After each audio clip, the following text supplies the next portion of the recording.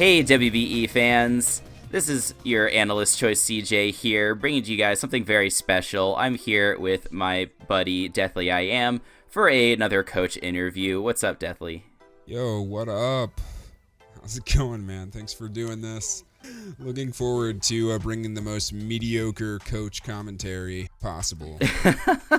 You're very self-deprecating, man. Oh, yeah, man. You can't laugh about yourself. Like, you just... I feel like it's one of the strengths of this space. Like, otherwise you just take everything to heart far too much. That's a good attitude to have about it. Well, guys, if you haven't watched any of our other interviews, I'm going to be sitting here with Deathly, asking him a little bit about himself, about the type of content he likes to make, the games he likes to play, the experiences he's had, and then, of course, what he's excited about for this WBE season. So, hope you guys are looking forward to it. Let's get started. So tell the fans a little bit about your start on YouTube and on Twitch. How far back do you go? What games did you play and stuff like that? So I first got partnered on YouTube was September 2011 was when I got partnered. But I've been creating content probably for around 6 months to a year prior to that. I started off... I had a friend in high school that was trying out for Optic, I believe, part of like a sniping challenge, and he was recording clips with his like Dazzle DVC100 or whatever, just like this old capture card that was just like the original pioneer of the space. And then Wow. He lent it to me, and I started recording clips. I used to do like sniping in private matches with friends, and there was like competitions and stuff. Like you guys would play search and destroy, much like at esports now, but imagine snipers only. So that's where I started with recording, and I would just post our matches and edit them and upload them. And then eventually started doing my own commentaries over gameplay, and then just kind of grew from there. Branched out with a group of friends that were content creators that have all like blown up since, and then used that as a chance to just grow my content, get partnered. And I really didn't start streaming until I moved out and had my own place. And that was, I started with like Modern Warfare 2 May. It was like mid Black Ops 2, I think. And like some reason I decided to go back to Modern Warfare and posted a video and streamed every single day for the month of May. And I'd say I went from like an average of 20 viewers a stream to like over 200 by the end of the first month. Yeah, wow. And back then you needed to have 500 concurrents just to get partnered on Twitch with a sub button. And you needed to hold 300 to get partner. So like partner was split. Like partnership just meant you could run ads on your channel back in the day. And if you were a partner with a sub button, it was like almost double the requirements to meet that standard. So it took me about 6 months to get partnered on Twitch. And then I was averaging almost 1,000 viewers a stream playing Modern Warfare 2 back in like 2014, 2015. And that's like really when I got into streaming, because I considered it so much more of a passionate venue, because you were live and getting to directly interact with people around the world, as opposed to just like getting a snippet of their life through a comment section on YouTube. You know, it was just a little bit more direct. You know, it's obviously one thing to like play a game by yourself and you're enjoying it for what it is, trying to do these sort of high skill sniper challenges and things like that.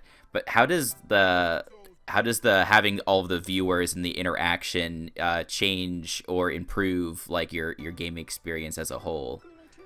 Yeah, so I was like, one of the things that set me apart back then and allowed me to grow so much is I was one of the few that actually interacted with their chat. Most of the people that were growing in, like, that were streaming in Call of Duty at the time were professional players that completely ignored their chat and didn't play with viewers, and they just played with friends. So, like, I really made it a point to, like, talk to everybody that came into my streams. And then I also played with viewers. So, like, you could play with a party of 9 people on Call of Duty. So, like, every couple matches, I'd bring 8 new people in to play with me. And so, like, I became, like, just built a really great community around me that was based on like having fun. And I think the entire experience, like now I can't even play a multiplayer game by myself. Like I just rage. It's so frustrating. So like to be able to like play with friends is like the only time I can play multiplayer games anymore.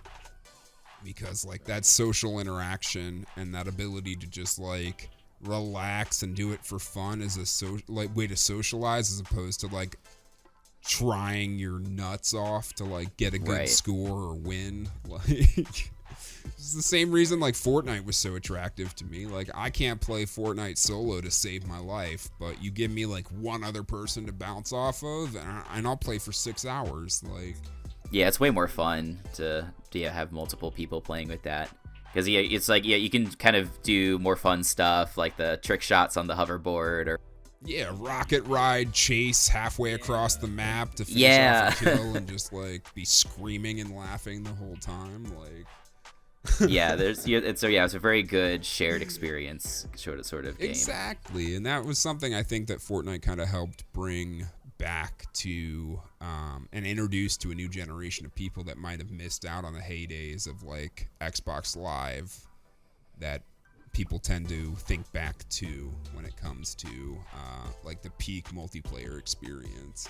So you've been doing YouTube and Twitch now for a long time and have lots of cool experiences meeting people and talking to people.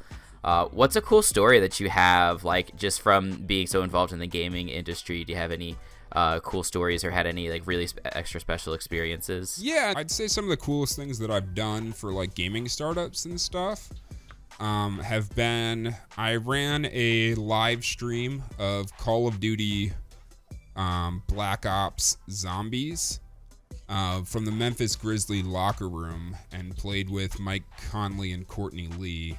That was like an Activision Activision Mountain Dew activation for one of the companies I worked for. So like I ran the live stream. We had like 5,000 plus viewers for the duration of it, and like people got to just ask questions to the players while we were doing that out of the locker room.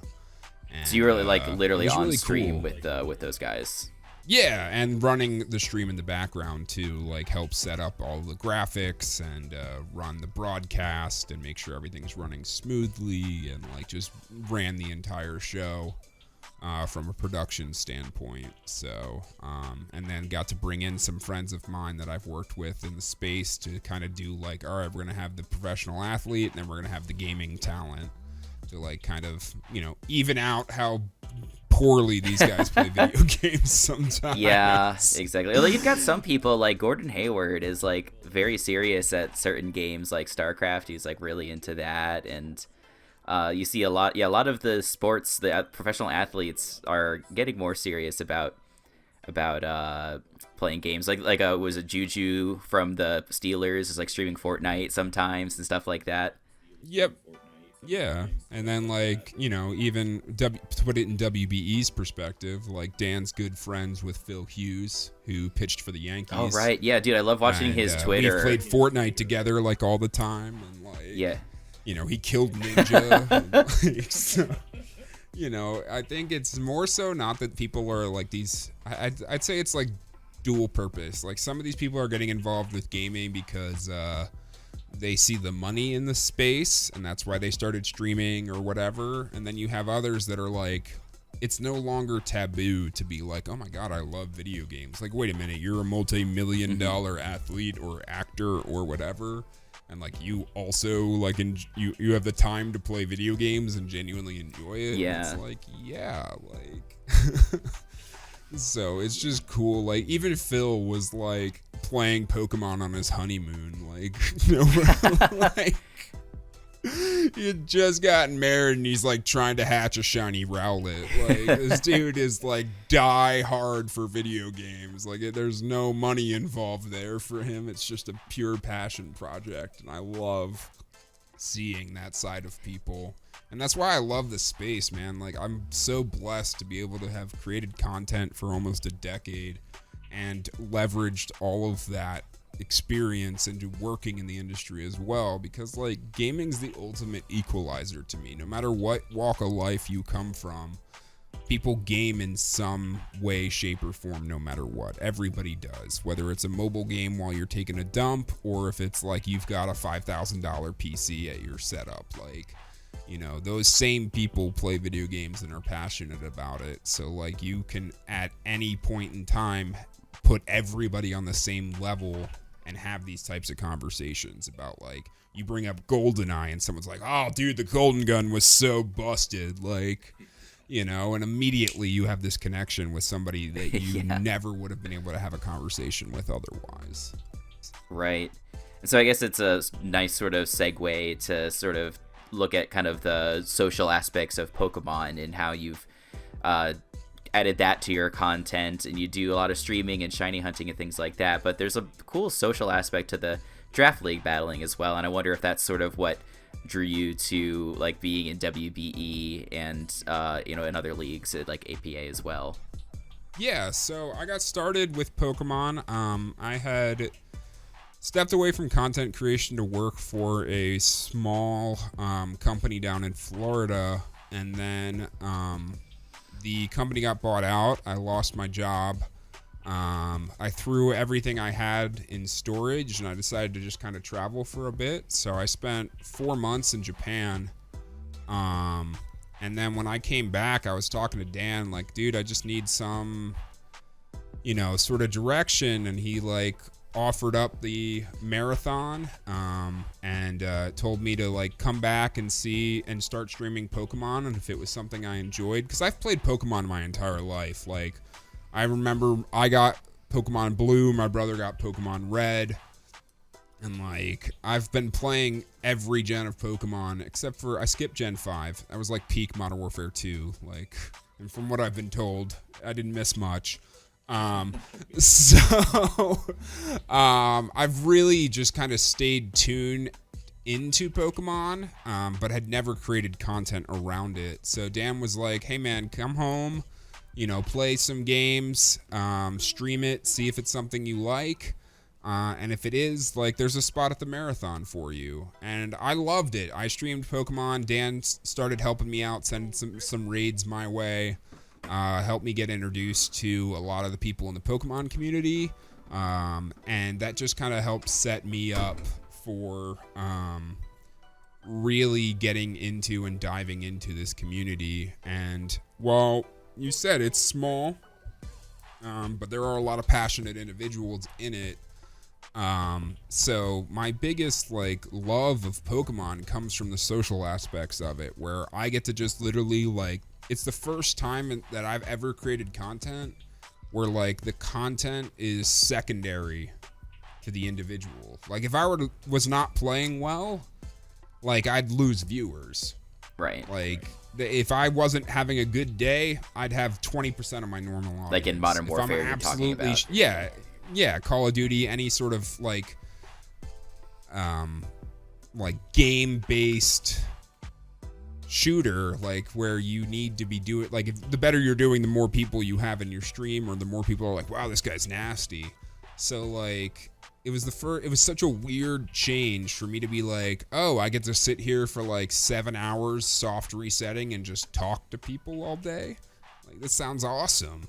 So I would just do shiny hunting and like just have conversations, and it kind of reminisced and tied back to why I got into streaming in the first place, which was for those conversations.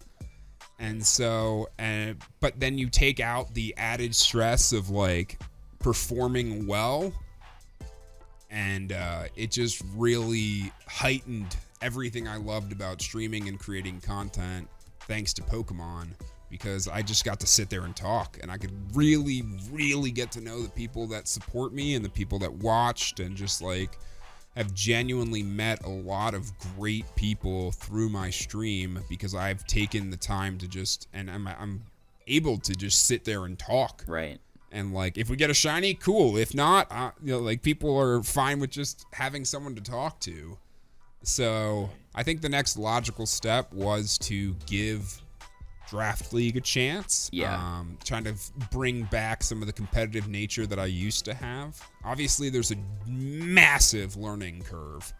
I mean, you have people that have been playing Pokemon competitively for almost a decade, and I've been playing catch up the last like 18 months, I think, with Draft League. So first league was APA. Some reason I drafted Rain. I got 6-0'd my first match by Kyle A. Joey PokeAim helped me build my first team. He called me and was like, hey, we thought about running like Spore on this Pokemon, but decided you're probably going to try to use it in terrain because Kyle had Coco Lucha. Right. Like, what a great first match ever, by the way. Never played competitive Pokemon. When Dan came and visited me, like, we played with the Mons on my PC, and he just throttled me. And, like, I'm just like, my first match ever, literally Coco Lucha versus a Rain team. Like, I could not have had a poorer matchup if I tried. And Kyle just decimated me. Yeah, welcome to Draft League. Exactly. Right. So, I don't think I won a single match. Maybe I beat Chase. So, I won one match, I think, my first season ever. Maybe two. But it's just kind of been a slow burn since. I'd like to think I've accumulated a lot more knowledge, but it's definitely like one of those things where like the more you get pooped on, like the better you want to get at Pokemon. And like it's just kind of become an obsession. Like some days I'll just sit there and play on Showdown all day. Like it's just one of those things that like there's so much to learn and it's just so great. And like the YouTube side of things, it's another thing. Like I get far more interaction and views on a Draft League video because people are actually invested in the competitive aspect of things than I do on a Shiny reaction. So it's been really cool to sit there and see that there's a completely different side of the Pokemon community that I wasn't familiar with previously and offers just as much as the other side of the Pokemon community. Yeah, it seems like it helps you sort of scratch that itch, the competitive side that you've had for all these years. Yeah, especially when I go on like a 4-win spree, but when I'm losing like 7 matches in a row across like 3 different leagues, that competitive itch is like, why did I do this to myself? I'm clearly out of my depths.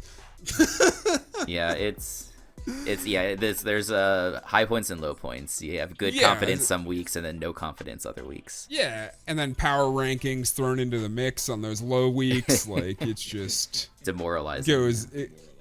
Exactly. So, but I just gotta remember and keep in the back of my mind that like I'm completely outmatched and still doing relatively well. Like I've beaten Dan like twice. I think I've beaten Dan twice, and like for someone that's only been doing competitive for the short duration that I've been, I consider that a hell of accomplishment.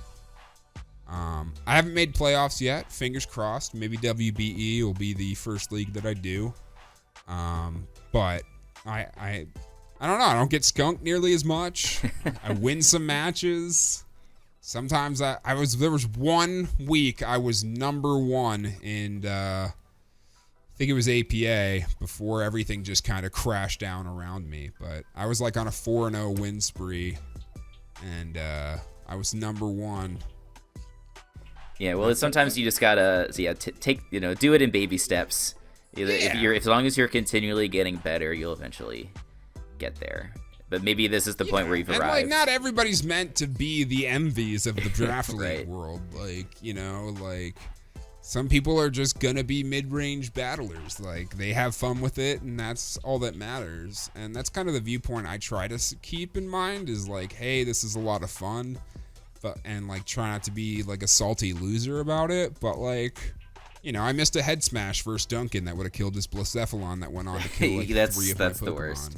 Like, yeah, that's like I remember Dan was talking on the draft stream about his Heracross missing a Mega Horn versus Christian, and then he lost 6-0 because of it.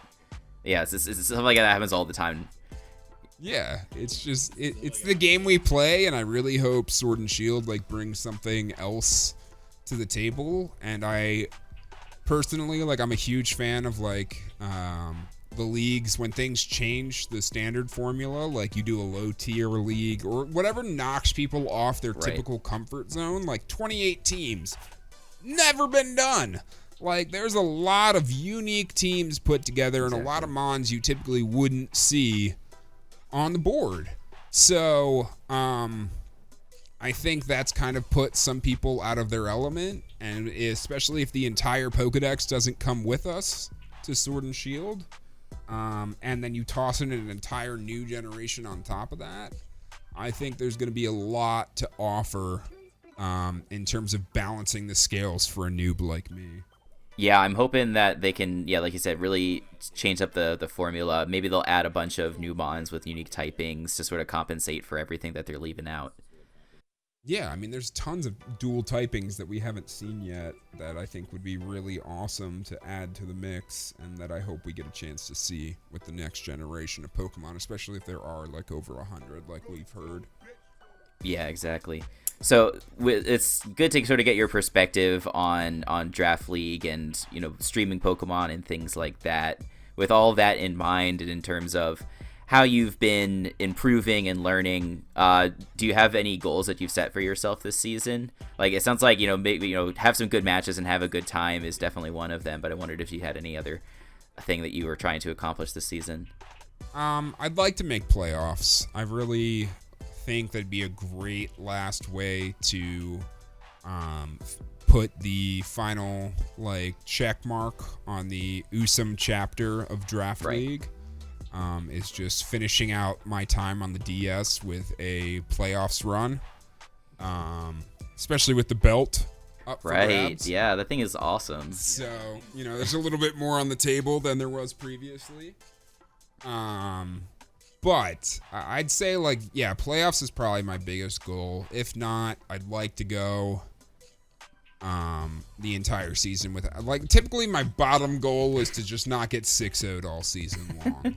As long as I don't get skunked, I'm like, all right, it wasn't a bad season. Yeah.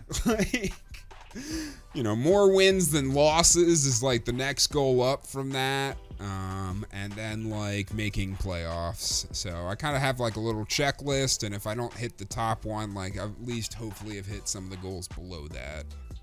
Right. Is there anyone on your schedule who you're most looking forward to playing? Honestly, I don't even know who's on my schedule. Yeah, I know that. I had Patters hit me up. He's like, dude, we're set to play soon. I'm like, oh, you're my next match? Okay. Yeah, that's one of their, if you don't mind me just saying, one of the coolest things about Twitch and Pokemon and stuff like that in general is being able to talk to people from all over the world, like Patters being over in the UK. You get to talk to people like that, people who live in Australia. Gator lives in Japan. I think all that's one of the coolest things about Pokemon. So yeah, and it sounds like, and you got to go to, I guess it wasn't necessarily through Pokemon, but you had a cool experience going to Japan.